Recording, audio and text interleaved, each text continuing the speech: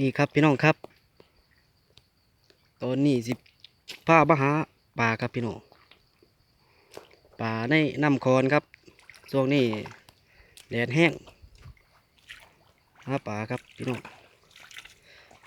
มันสิมีอยู่บ่ถ้ามีมันสิเห็นโดดครับพี่น้องถ้ามีมันก็สิเห็นร้อยคือจังสี่นะครับพี่น้องนี่คือปลาซิวครับพี่น้องอ๋อดีครับพี่น้องนี่ครับพี่น้องเห็นแล้วครับพี่น้องนี่ครับพี่น้องเห็นบ่นี่เห็นบ่นี่ครับปลาลูกครับพี่น้องนี่ครับพี่น้องปลาลูกปลาลูกครับพี่น้องนี่เห็นบ่ปลาลูกครับพี่น้องนี่ครับนี่ครับพี่น้อง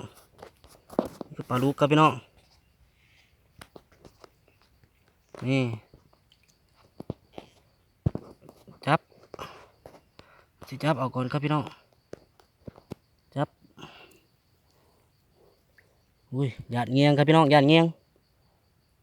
นี่ต้องจับแบบระมัดระวังครับพี่น้องถ้าจับบระวังมันอาจจะเจอเงียงได้ครับพี่น้องนี่ครับนี่ครับพี่น้องแต้มแรกครับพี่น้องแต้มแรกเป็นปลาลูกครับพี่น้องนี่เป็นปลาลูกครับพี่น้องนี่ครับพี่น้องเก็บไว้ครับแต้มแรกครับพี่น้องมาอีกครับพี่น้อง